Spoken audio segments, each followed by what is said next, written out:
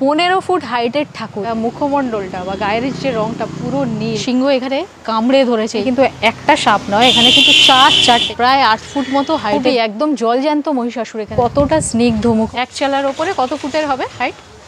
7.5 foot, 30,000 টাকা। আচ্ছা, আর সবচেয়ে বেশি? এতদিন কিন্তু তোমাদের দেখিয়েছি কুমোরটুলির ঠাকুর, কুমোরটুলির দুর্গা প্রতিমা। আজকে কিন্তু আমি চলে এসেছি মানিকতলায়। আর মানিকতলাতেও রয়েছে একটি কুমোরটুলি, তো যেখানে কিন্তু খুব সুন্দর সুন্দর এবং কলকাতার বিখ্যাত দুর্গা প্রতিমা তৈরি হয়। মানিকতলার খালধারে রয়েছে এই কুমোরটুলি, যেটি রয়েছে ক্যানাল ইস্ট রোডে। তো চলো এই ভিডিওতে দেখাবো তোমাদের মানিকতলা কুমোরটুলির প্রতিমা। এই কিন্তু আমি পৌঁছে গেছি মানিকতলায়। আর মানিকতলা খালধার এই যে স্টলগুলো নাম্বারগুলো দেখতে পাচ্ছ, এই স্টলের কিন্তু ওই পারেই রয়েছে খাল একটা। তো এই জায়গাটার নাম কিন্তু মানিকতলা খালধার। তো এখানেই কিন্তু রোডের ওপরেই দেখো দু সাইডে এরকম প্রচুর ঠাকুর তৈরি হয়। তো এখানে কিন্তু একটা ঠাকুর দেখতে পাচ্ছি, এই ঠাকুরটা। তো ঠাকুরের কিন্তু স্ট্রাকচারটা কমপ্লিট হয়ে গেছে, মাটির কাজটা। আর যেটা হয়েছে সেটা হচ্ছে ঠাকুরের এখনও রং, এখানে কিন্তু কোনো ঠাকুরেরই এখনও রং হয়নি। তো ঠাকুরের কিন্তু মুখমণ্ডলটা খুবই স্নিগ্ধ, খুব ভালো লাগছে এখানে দেখতে। এক চালার মধ্যে ঠাকুরটা খুব সুন্দর কিন্তু লাগছে। এখানে বিশাল বড় কিন্তু এই শিব ঠাকুরটা, এটা 3.5 ফুট মতো হাইট হয়েছে। আর যে জটাটা তৈরি হয়েছে কত সুন্দর, খড়ের বিচুলিগুলোকে মানে পেঁচিয়ে পেঁচিয়ে তার উপরে মাটির প্রলেপ দিয়ে কত সুন্দরভাবে কিন্তু জটাটাকে বানানো হয়েছে। কতটা নিখুঁত কাজ এখানে দেখলে বুঝতে পারবে। চুলের জটাগুলো এরকমভাবে বিন্যস্ত রয়েছে। আর ঠাকুরের কিন্তু মানে ভোলেনাথের কিন্তু দেখতে পাচ্ছি এখানে গোপ দাড়ি, মানে ভোলেনাথ কিন্তু বেশ রুদ্রমূর্তি ধরে রয়েছে এখানে। আর এখানে কিন্তু এটা স্টল নাম্বার 35-এ চলে এসেছি। আর এখানে দেখতে পাচ্ছ শুধুমাত্র বিশ্বকর্মা ঠাকুর কিন্তু রেডি আছে, সামনেই কিন্তু বিশ্বকর্মা পুজো আছে। তো ঠাকুরগুলো এখানে কিন্তু সব ঠাকুরই ছাঁচে তৈরি, যদিও কালারের কাজ এখনও শুরু হয়নি, কিন্তু ঠাকুরগুলো দেখলে বুঝতে পারবে যে কত সুন্দর। এবং এগুলো কত ফুটের ঠাকুর? 2 ফুট 3 ফুট। তো মোটামুটি এই ঠাকুরগুলো কীরকম দামে হবে?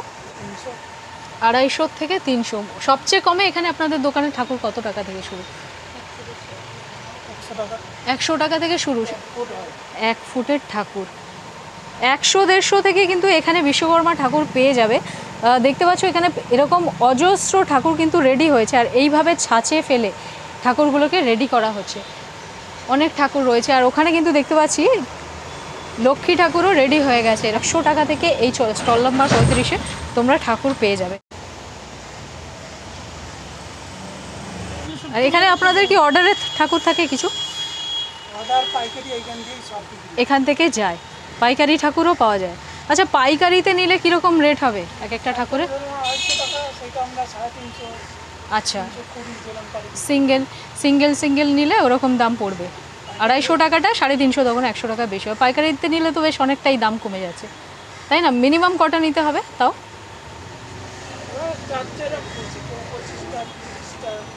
25টা 30টা।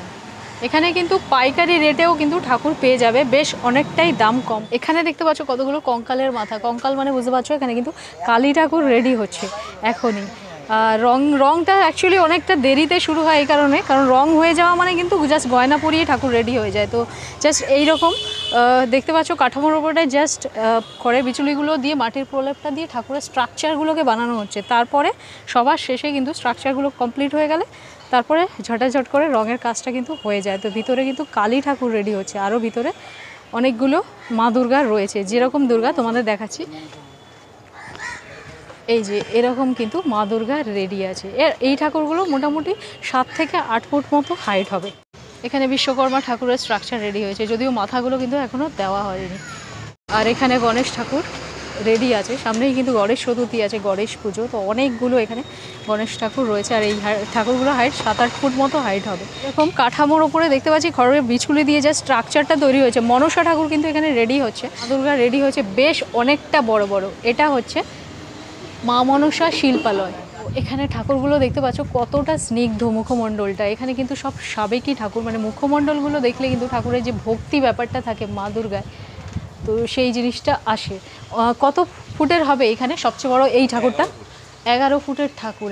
এটা কিন্তু খুব সুন্দর লাগছে, মানে এর উপরে রং পড়লে আর সাজ পড়লে ঠাকুরটা কিন্তু দেখার মতো হবে। এখানে মহিষাসুরের মুখটা দেখলে বুঝতে পারবে কতটা ভয়ানক মতো লাগছে।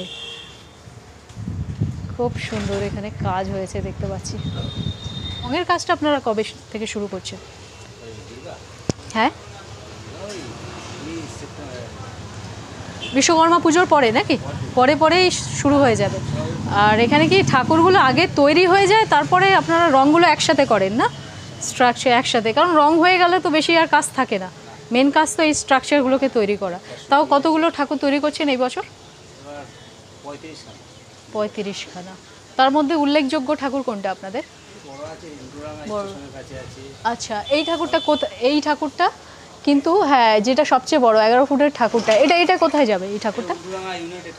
ইউনাইটেড ক্লাব, উল্টোডাঙ্গা ইউনাইটেড ক্লাবে রয়েছে। আর এই যে বড় ঠাকুরগুলো, এগুলো কি প্রত্যেকটা অর্ডারই ঠাকুর নাকি? এই বড় ঠাকুরগুলো অর্ডার। এখন কি আপনারা অর্ডার নেবেন? এখন আর নেওয়া হবে না। কম দামি ঠাকুর কত? 30,000 টাকা। এক চালার ওপরে কত ফুটের হবে হাইট? 7.5 ফুট, 30,000 টাকা। আচ্ছা, আর সবচেয়ে বেশি?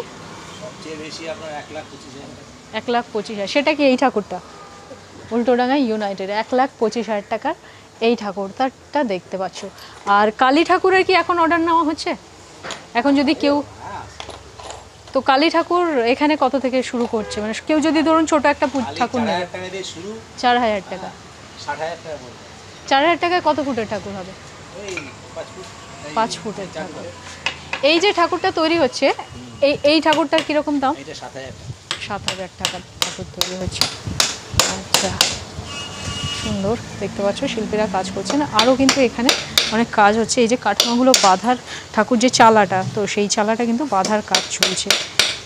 যেহেতু সামনে অনেকগুলো পরপর, মানে মা দুর্গার পুজোর আগেই কিন্তু গণেশ পুজো, তারপরে মনসা পুজো রয়েছে, তো এই ধরনের আরও অনেক পুজো রয়েছে, গোপাল পুজো রয়েছে। তো সেই জন্যে কিন্তু এখানে সব রকমেরই কাজ হচ্ছে দেখতে পাচ্ছি। তাছাড়া কিন্তু দুর্গা পুজোর পরে পরেই রয়েছে কালী পুজো, লক্ষ্মী পুজো, তাই এই ঠাকুরগুলো তৈরি হচ্ছে। আর এই শিল্পালয়ের মধ্যে দেখো, এই দিকে রোয়ের ভেতরে কিন্তু প্রচুর ঠাকুর রয়েছে। আর মোটামুটি যেহেতু এখন রং হয়নি, তাই তোমাদের আলাদাভাবে আর দেখাচ্ছি না।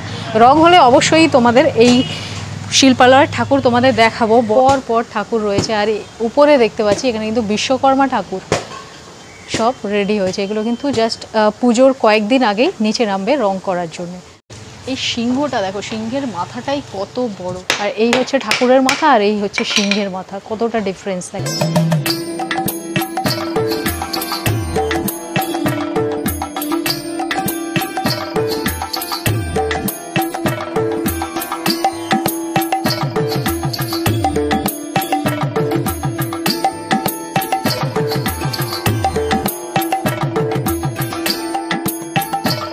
চালচিত্রটা, সেটার নকশাটা জাস্ট দেখো। এটা কিন্তু মনসা ঠাকুরের চালচিত্র বানানো হয়েছে। এখানে একটা শিব ঠাকুর রয়েছে, আর এই যে ফুলের ডিজাইনগুলো করা হয়েছে, কতটা নিখুঁত কাজ।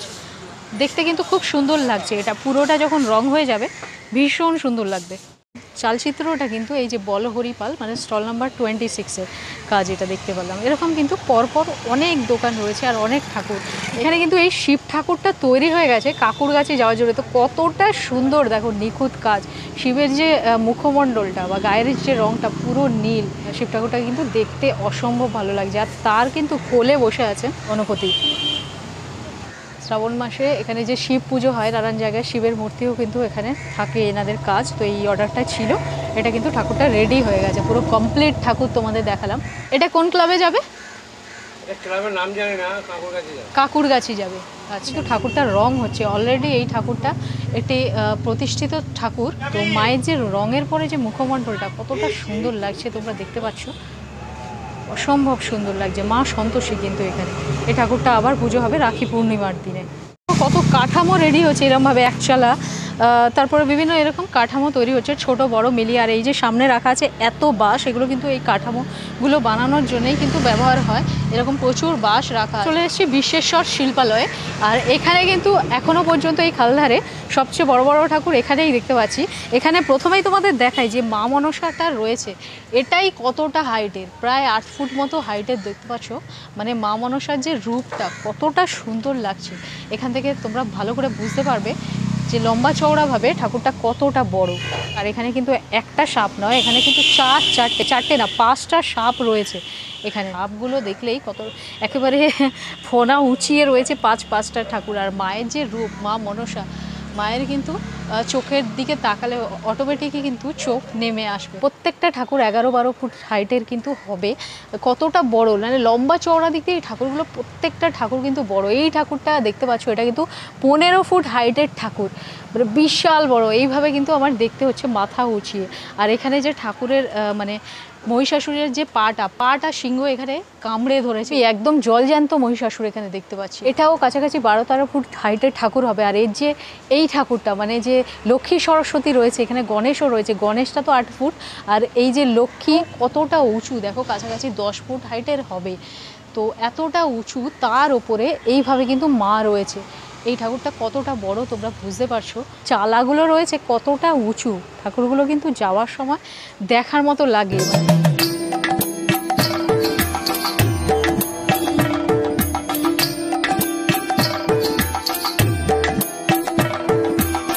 ঠাকুরগুলো যখন রেডি হয়ে বেরোয় কত সুন্দর লাগে। আর এরকম কিন্তু চারিদিকে এইখানে বিশ্বেশ্বর শিল্পালয়, এখানে বড় বড় সব ঠাকুর দেখতে পাচ্ছি। আরও মনসা ঠাকুর রয়েছে। আর প্রত্যেকটা ঠাকুর কিন্তু এখানে এরকমভাবে বেশ অনেকগুলো করে সাপ রয়েছে সামনে। অনেকগুলো মনসা ঠাকুর রেডি হয়ে গেছে। ব্যাকগ্রাউন্ডেও এরকমভাবে সাপ রয়েছে মনসা ঠাকুরের। উপরের দিকে কিন্তু এরকম গণপতিও রয়েছেন। এগুলো পরপর পুজো আছে, পরপর কিন্তু রেডি হচ্ছে ঠাকুরগুলো। আর এই শিল্পালয়ে এসে এত বড় বড় ঠাকুর দেখে আমার সত্যি সত্যি খুব ভালো লাগলো, খুব সুন্দর লাগলো। মানিকতলা কুমোরটুলিতে আমি প্রথমবার এলাম। তো তোমাদের ভিডিওটা কেমন লাগলো অবশ্যই কমেন্ট করে জানাও। আর ভিডিওটা ভালো লাগলে অবশ্যই একটা লাইক দিয়ে দিও। দেখা হচ্ছে তোমাদের সাথে নতুন আরও একটা ভিডিওর সাথে। ততক্ষণের জন্য ভালো থাকো, সুস্থ থাকো, টাটা।